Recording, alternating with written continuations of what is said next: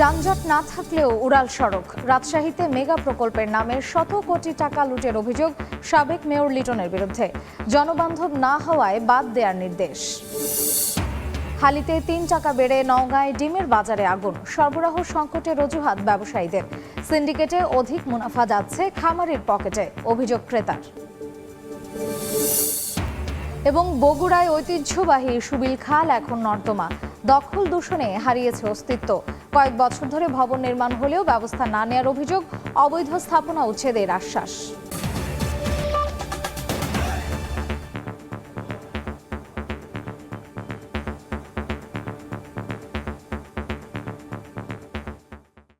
আমন্ত্রণ সময় সংবাদের নিয়মিত আয়োজন বিভাগীয় সময় থাকছে সপ্তাহের 7 দিন ভিন্ন ভিন্ন বিভাগের সংবাদ নিয়ে।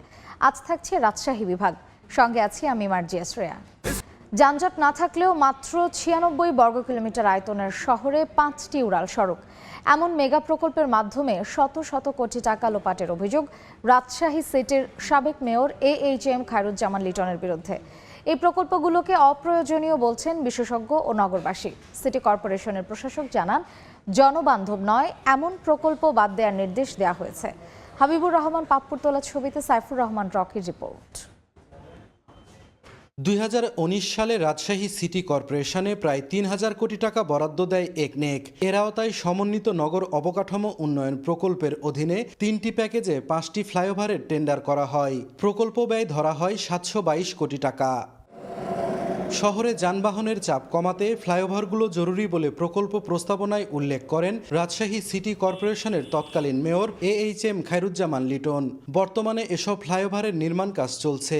তবে ক্ষমতায় থাকাকালীন কেউ মুখ না খুললেও হাসিনা সরকারের পতনের পর এসব প্রকল্প নিয়ে নেতিবাচক প্রতিক্রিয়া জানাচ্ছেন নগরবাসী। তাদের অভিযোগ, গুরুত্বপূর্ণ খাত বাদ দিয়ে কেবল শখ পূরণে এসব অর্থ ব্যয় করে লিটন হাতিয়ে নিয়েছেন শত শত কোটি টাকা। এই ফ্লাইওভারটা আসলে কোনো যানবাহন তো যাই না, ইভেন যারা লোকাল আছেন বা আশেপাশে যারা থাকেন তারা এখানে বসে একটা আড্ডা দেয়। কিছু প্রতিষ্ঠান ঠিকাদাররা এটা যোগ সাদৃশ করে এগুলা প্রজেক্ট গেলা ভাই করেছে।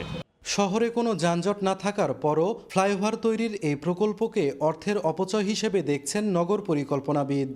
একটা মিস প্ল্যানিং এবং এটা কোনো কিছু চিন্তা না করেই এবং অর্থের অপচয় তো বটেই, এবং এই টাকাটা অন্য জায়গায় বরাদ্দ করলে অবশ্যই বেটার হতো। এদিকে সিটি কর্পোরেশনের প্রশাসক জানান, জনবান্ধব নয় এমন প্রকল্পগুলো বাদ দেওয়ার পাশাপাশি যেসব ফ্লাইওভার নির্মাণের কাজ মাঝামাঝি পর্যায়ে আছে তা শেষ করতে নির্দেশ দেওয়া হয়েছে। সরকারের সাথে আমাদের আলোচনা হয়েছে, সরকার আমাদের নির্দেশ যেগুলো অর্ধেক হয়ে গেছে বা বেশিরভাগ অর্থ ব্যয় হয়েছে সেগুলো কন্টিনিউ করে এমনভাবে করা যাতে বেশি করে জনবান্ধব করা যায়। এর আগে রুয়েট ও রাজশাহী বিশ্ববিদ্যালয়ের মধ্যবর্তী স্থানে 207 কোটি টাকা ব্যয়ে 810 মিটার ফ্লাইওভার সহ 5 কিলোমিটার সড়ক নির্মাণ করে রাজশাহী উন্নয়ন কর্তৃপক্ষ। সাইফুর রহমান রকি, সময় সংবাদ, রাজশাহী। নওগাঁয়ের সাবেক পরিকল্পনা প্রতিমন্ত্রী শাহিদুজ্জামান সরকারের বিরুদ্ধে দুর্নীতির অভিযোগ এনে বিচার দাবিতে আন্দোলনে নেমেছেন এলাকাবাসী। তাদের অভিযোগ, নিয়োগ টেন্ডার জমি দখল করে গত 15 বছর শত শত কোটি টাকা হাতিয়েছে শাহিদুজ্জামানের পরিবার। শক্ত সিন্ডিকেট গড়ে তোলায় সর্বশান্ত অনেক মানুষ। রকিবুল ইসলামের ছবিতে এমআর রকির রিপোর্ট। ব্যাপারে অনেক টাকা ভাস্তার থেকে নিচে 11 লক্ষ টাকা। নওগাঁর ঘোষনগর এলাকার বাসিন্দা কৃষক আক্তারুজ্জামানের মতো একাধিক ব্যক্তি সব হারিয়ে হয়েছেন দিশেহারা। তাদের অভিযোগ, সাবেক প্রতিমন্ত্রী শহীদুজ্জামানের সিন্ডিকেটের জালে কেউ মিথ্যা মামলায়, আবার কেউ চাকরির আশায় বিপুল টাকা তুলে দিয়েছিলেন। পত্নীতলা ধামুরহাট নিয়ে গঠিত নওগাঁ 2 আসন। 2008 সালের পর থেকে এই আসনে আওয়ামী লীগের হয়ে টানা 4 বার সংসদ সদস্য নির্বাচিত হন শহীদুজ্জামান সরকার। 2024 সালের নির্বাচনে শহীদুজ্জামানকে করা হয় পরিকল্পনা প্রতিমন্ত্রী। দীর্ঘমেয়াদী এই ক্ষমতায় থাকা শহীদুজ্জামান এলাকায় দখলদারিত্ব, নিয়োগ ও টেন্ডার বাণিজ্যের গড়ে তোলেন শক্ত সিন্ডিকেট। প্রত্যেকটা প্রতিষ্ঠান থেকে নিয়োগ বাণিজ্য করেছেন, 10 লাখ 15 লাখ 20 লাখ একটা তার নিয়োগ দিয়েছেন। এই নিরব মানুষ আমার মতো শত শত মানুষকে আসামি করে। এমপি সাহেব যেখানে থাক সেখান থেকে নিয়ে আসে, সুষ্ঠু বিচার করার দরকার। 2022 সালে ইউনিয়ন পরিষদ নির্বাচনের ফলাফল নিয়ে ঘোষনগর গ্রামের 113 জনের নামসহ অজ্ঞাত 2600 জনের বিরুদ্ধে মামলা দেয় পুলিশ। গ্রামবাসীর অভিযোগ, শহীদুজ্জামানের নির্দেশে গ্রামের মানুষকে মামলায় জড়ানো এবং সেখান থেকে নাম বাদ দেওয়া নিয়ে চলে বিপুল অর্থ বাণিজ্য। সুনির্দিষ্ট সাক্ষ্য প্রমাণের ভিত্তিতে আসামি গ্রেপ্তার করি, গণহারে আসামি গ্রেপ্তার করি না। শহীদুজ্জামান ও তার পরিবারের বিচারের দাবিতে আন্দোলনে নেমেছে এলাকাবাসী। এরই মধ্যে শহীদুজ্জামানের বিরুদ্ধে 2টি মামলা করেছেন ভুক্তভোগীরা। জবরদখল করে তারা বিভিন্ন রকম অবৈধ সম্পদের অধিকারী হয়েছেন, পাশাপাশি উনি ওনার নিজের ক্ষমতাকে অপব্যবহার করেছেন, এই মর্মেও অনেক অভিযোগ আমাদের কাছে জমা হয়েছে। ছাত্র জনতার অভ্যুত্থানের পর আত্মগোপনে চলে যান শহীদুজ্জামান ও তার পরিবারের সদস্যরা। এমআর রকি, সময় সংবাদ, নওগাঁ। বিভাগীয় সময় আরও থাকছে। সংযোগ সড়ক ছাড়াই জয়পুরহাটের 20 কিলোমিটার নদীর ওপর 5টি সেতু নির্মাণ। যানবাহন না চলায় জনভোগান্তি, বরাদ্দ না পাওয়ার অজুহাত কর্তৃপক্ষের। দীর্ঘ বিরতির পর স্বাভাবিক হয়েছে রাজশাহী বিশ্ববিদ্যালয়। 22 সেপ্টেম্বর বরণ করা হয় 2023-24 শিক্ষাবর্ষের স্নাতক নবীন শিক্ষার্থীদের। তবে টানা বন্ধে সেশন জটের আশঙ্কা করছেন শিক্ষার্থীরা। আরও তথ্য জানাতে এই মুহূর্তে ক্যাম্পাসে আছেন রিপোর্টার সাইফুর রহমান রকি। সরাসরি চলে যাচ্ছে তার কাছে। আপনারা জানেন যে 1 জুলাই থেকে শিক্ষকদের পেনশন স্কিম বাতিলের দাবিতে আন্দোলনে নামার পর থেকেই শিক্ষার্থীদের ক্লাস পরীক্ষা অনির্দিষ্টকালের জন্য বন্ধ হয়ে যায়। পরবর্তীতে কোটা আন্দোলনের দাবিতে শিক্ষার্থীরা রাস্তায় নামার পর থেকেও সেটি আরও জোরালো হয়। এরপর থেকে কিন্তু শিক্ষার্থীদের একেবারে ক্লাস পরীক্ষা সেটি কিন্তু একেবারে বন্ধ ছিল। সেটি কিন্তু গত 11 সেপ্টেম্বর থেকে স্বাভাবিক হতে শুরু করেছে। আপনারা জানেন যে গত 5 সেপ্টেম্বর রাজশাহী বিশ্ববিদ্যালয় এখানে ডক্টর সালেহ হাসান নকিবকে উপাচার্য হিসেবে নিয়োগ দেওয়া হয়েছে। এরপর থেকেই বিভিন্ন যে হলগুলো আছে সেই হলগুলোতে প্রভোস্টদের নতুনভাবে নিয়োগ দেওয়া হয়েছে এবং প্রক্টর, ছাত্র উপদেষ্টাদের নিয়োগ দেওয়া হয়েছে। নতুন করে নিয়োগ দেওয়ার পর থেকে এই শিক্ষা কার্যক্রম যেগুলো সেগুলো কিন্তু ধীরে ধীরে স্বাভাবিক হতে শুরু করেছে। আপনারা জানেন যে গত 17 জুলাই যে আন্দোলন শুরু হয়েছিল সেটি পরবর্তীতে সরকার পতনের এক দফা আন্দোলন এবং বৈষম্য বিরোধী আন্দোলনের মাধ্যমে শেখ হাসিনা সরকারের পতন হয়। সেই পতনের পর থেকে কিন্তু শিক্ষার্থীরা এক ধরনের হতাশার মধ্যে ভুগছিলেন যে তাদের আসলে এতদিন ধরে যেহেতু ক্লাস পরীক্ষা বন্ধ রয়েছে সেক্ষেত্রে সেশন জটের একটি শঙ্কাও কিন্তু তারা করছিলেন। ইতিমধ্যে কিন্তু সেগুলো নিয়ে আলোচনা হয়েছে বিভিন্ন বিভাগে এবং উপাচার্য থেকে শুরু করে প্রতিটি বিভাগেই কিন্তু এগুলো নিয়ে পর্যালোচনা করছেন এবং শিক্ষার্থীদের সেশন জট কমানোর জন্য কিন্তু তারা নানা ধরনের উদ্যোগ নেবেন এমনটা কিন্তু আমাদেরকে জানিয়েছেন। আপনারা জানেন যে গত 11 সেপ্টেম্বর থেকে এই ক্লাস পরীক্ষা শুরু হয়েছে রাজশাহী বিশ্ববিদ্যালয়। এছাড়া 22 সেপ্টেম্বর থেকে প্রথম বর্ষের যে যারা ভর্তি হয়েছেন তাদের কিন্তু এখানে ক্লাস শুরু হয়েছে। সব মিলে এখন উৎসবমুখর পরিবেশে ক্লাস এবং পরীক্ষা চলছে। আপনারা দেখছেন যে শিক্ষার্থীদের ব্যাপক উপস্থিতি রয়েছে রাজশাহী বিশ্ববিদ্যালয়ের। আমরা এখন বাংলা বিভাগের সামনে আছি, সেখানে কিন্তু শিক্ষার্থীরা অবস্থান করছেন কারণ আজকে সকাল থেকে কিন্তু কখনো মুষলধারে কখনো ঝিরিঝিরি বৃষ্টি হচ্ছে। বৃষ্টির কারণে কিছুটা বাধা হলেও কিন্তু যথারীতি কিন্তু ক্লাস এবং পরীক্ষা চলছে রাজশাহী বিশ্ববিদ্যালয়ে এবং সকল কার্যক্রম স্বাভাবিক হচ্ছে। তো এই ছিল আমার কাছে রাজশাহী থেকে সর্বশেষ পরিস্থিতি। সরাসরি ছিলাম রাজশাহী বিশ্ববিদ্যালয়। 3 দিনের ব্যবধানে নওগাঁর বাজারে হালি প্রতি ডিমের দাম বেড়েছে 2 থেকে 3 টাকা পর্যন্ত। ব্যবসায়ীরা সরবরাহ সংকটের অজুহাত দিলেও খামারিরা দায় চাপাচ্ছেন পোল্ট্রি ফিডের বাড়তি দরের ওপর। ক্রেতাদের অভিযোগ, সিন্ডিকেটে অধিক মুনাফা যাচ্ছে পোল্ট্রি খামারিদের পকেটে। এমআর রকি রিপোর্ট, ছবি রকিবুল ইসলামের। 3 দিন আগে নওগাঁর বাজারে প্রতি হালি ডিম কিনেছেন 48 টাকা। বুধবার সেই বাজারে হালিতে 3 টাকা বেশি দরে কিনতে হচ্ছে ক্রেতাদের। লাফিয়ে ডিমের দর বাড়ায় বাজার করতে এসে অনেকেরই হিসেবের খাতা গরমিল হয়ে যাচ্ছে। পুষ্টির মানগত খাবার এটা। ডিমের দামটা হাতের নাগালের মধ্যে থাকলে আমাদের সবার জন্য ভালো হবে। দামটা কমালে গরিব মানুষ সবাই কিনতে পাবে। ব্যবসায়ীরা বলছেন পোল্ট্রি খামার থেকে চাহিদার তুলনায় ডিমের সরবরাহ কমেছে, ফলে চলতি সপ্তাহে হালিতে দাম বেড়েছে প্রকারভেদে 2 থেকে 3 টাকা। সরবরাহটা খুবই কম, এই যার কারণে দামটা বেশি। আমরা যখন ডিম কিনতে যাচ্ছি খামারওয়ালা বলেছে খাবারের দাম বেশি। গত 10 দিনে 50 কেজির বস্তাপ্রতি ফিড 100 থেকে 150 টাকা বেড়ে বিক্রি হচ্ছে 3650 টাকা পর্যন্ত। মুরগির ফিড গত মাসের 115 টাকা দাম বাড়ছে। ডিমের দাম দফায় দফায় বাড়লেও ধুকে ধুকে চলছে প্রান্তিক পোল্ট্রি খামারগুলো। স্থানীয় পোল্ট্রি খামারিরা ডিমের বাড়তি দরের জন্য পোল্ট্রি ফিড কোম্পানির সিন্ডিকেটকে দায়ী করছেন। ফিড সিন্ডিকেট, বাচ্চা সিন্ডিকেট, আমাদের যারা এখান থেকে পাইকারি মালটা কিনে নিয়ে যায় তাদের সিন্ডিকেট। এই সিন্ডিকেটে বেড়া জালে আমরা এখন সর্বশান্ত হয়ে গেছি। প্রাণী সম্পদ অধিদপ্তর জানায় জেলায় ছোট বড় 300টি পোল্ট্রি ফার্ম রয়েছে, তবে ডিম উৎপাদনে সচল রয়েছে মাত্র 70টিতে, যেখান থেকে প্রতিদিন সরবরাহ হয় 40,000 ডিম। এমআর রকি, সময় সংবাদ, নওগাঁ। এদিকে ডিমের সঙ্গে নওগাঁর বাজারে বেড়েছে অন্য সব ধরনের নিত্যপণ্যের দামও। প্রকারভেদে প্রতি কেজি সবজিতে বেড়েছে 10 থেকে 15 টাকা। হঠাৎ এমন ঊর্ধ্বমূল্যে ক্ষুব্ধ ক্রেতা। বিস্তারিত জানাতে নওগাঁর মধ্যবাজারে আছেন সহকর্মী এমআর রকি। সরাসরি চলে যাচ্ছি তার কাছে।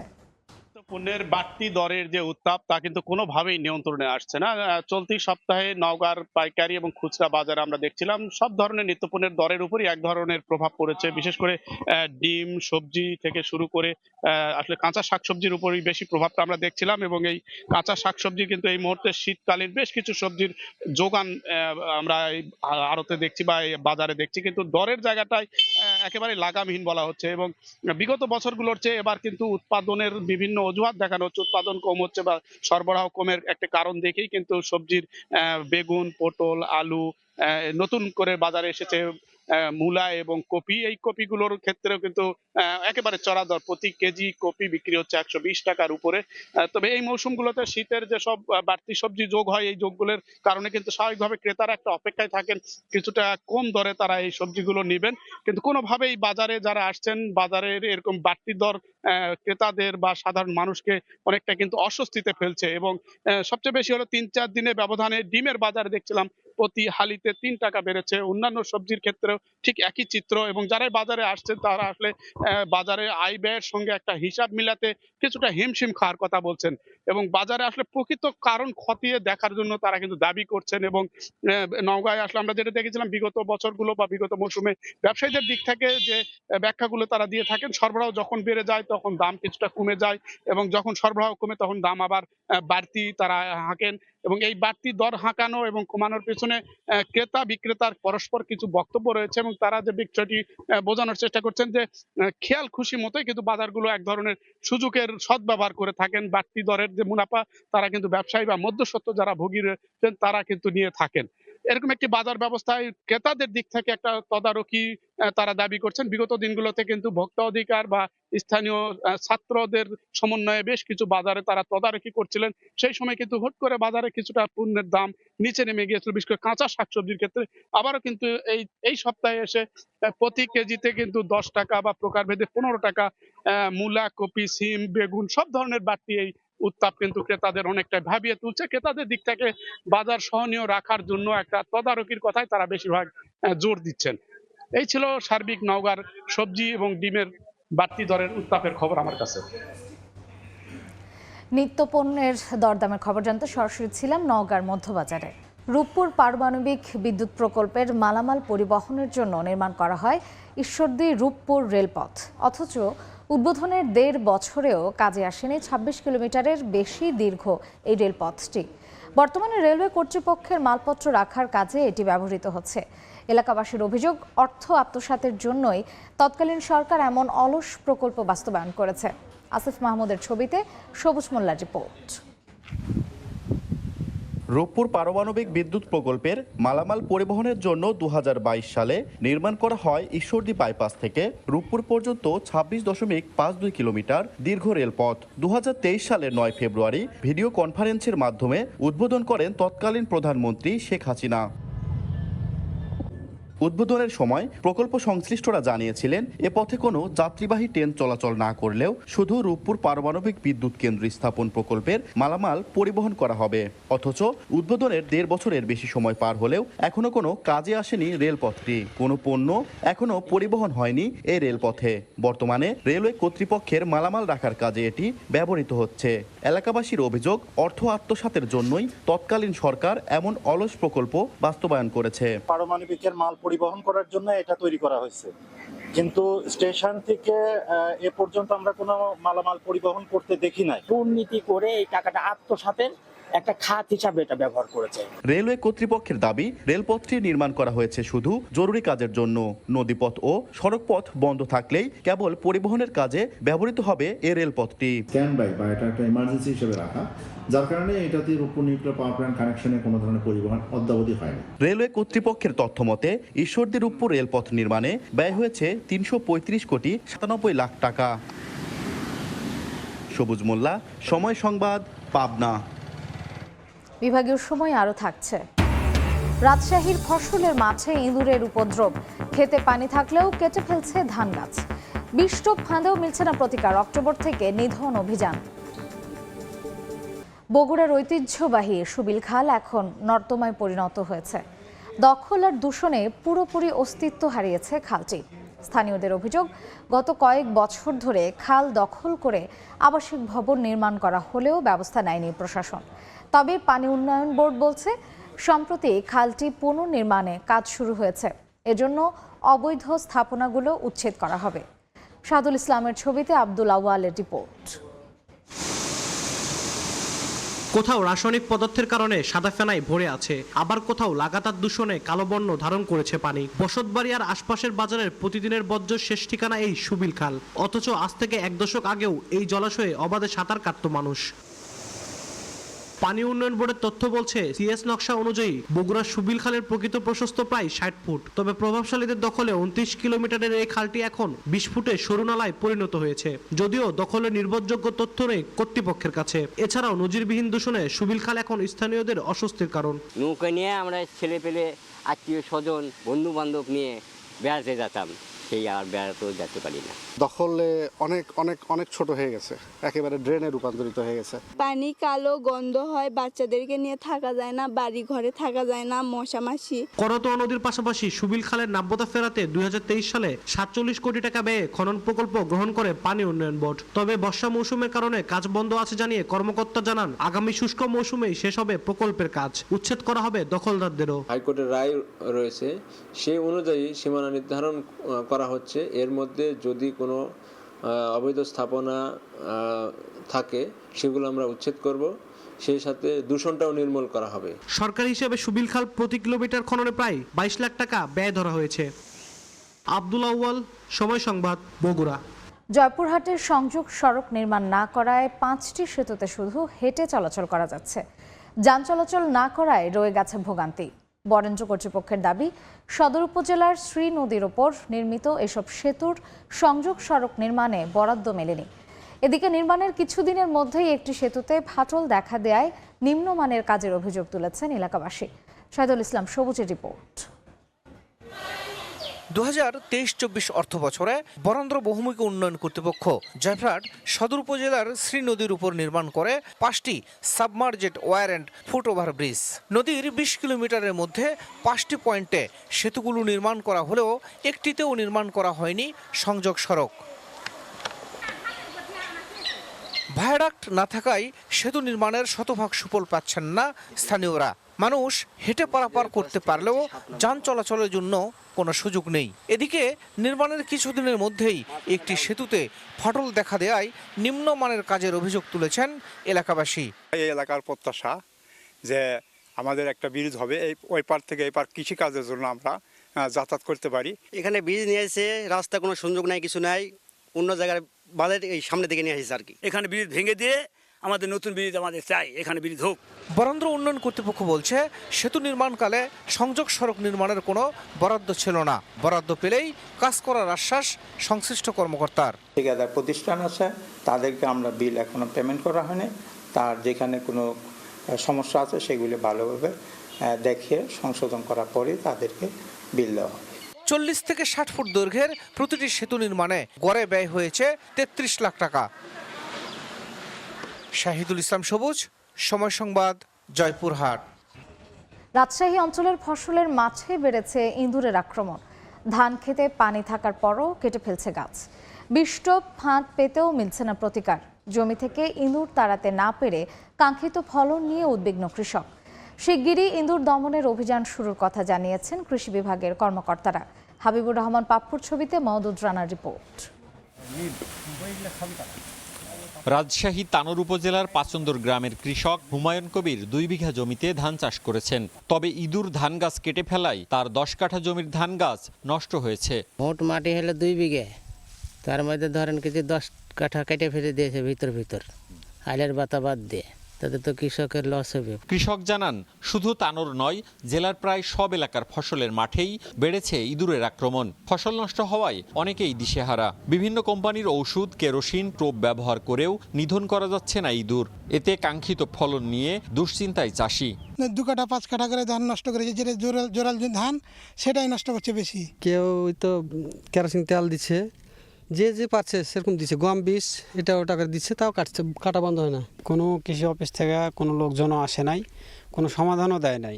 অক্টোবর থেকে নভেম্বরে ইঁদুর নিধন অভিযান চলবে বলে জানায় কৃষি বিভাগ। সকল কৃষক একই এলাকায় একই সময়ে ফসল চাষ করবে, ফসলটা যেন সিনক্রোনাইজ হয়, একই সময়ে ফসল কাটা, একই সময়ে ফসল লাগানো হলে এবং সম্মিলিতভাবে যদি আমরা সকলেই মিলে কৃষক ইঁদুরটা দমন করি, তাহলে ইঁদুর দমন সম্ভব। 2018 সালে বাংলাদেশ কৃষি গবেষণা কাউন্সিলের এক গবেষণার তথ্য মতে ইঁদুরের আক্রমণের কারণে প্রতিবছর রাজশাহীতে 6.46% ধান নষ্ট হয়। মওদুদ রানা, সময় সংবাদ, রাজশাহী। বিভাগীয় সময়ের শীর্ষ সংবাদগুলো জানিয়ে দিচ্ছি আরেকবার। যানজট না থাকলেও উড়াল সড়ক। রাজশাহীতে মেগা প্রকল্পের নামে শত কোটি টাকা লুটের অভিযোগ সাবেক মেয়র লিটনের বিরুদ্ধে। জনবান্ধব না হওয়ায় বাদ দেওয়ার নির্দেশ। হালিতে 3 টাকা বেড়ে নওগাঁয় ডিমের বাজারে আগুন। সরবরাহ সংকটের অজুহাত ব্যবসায়ীদের। সিন্ডিকেটে অধিক মুনাফা যাচ্ছে খামারির পকেটে, অভিযোগ ক্রেতার।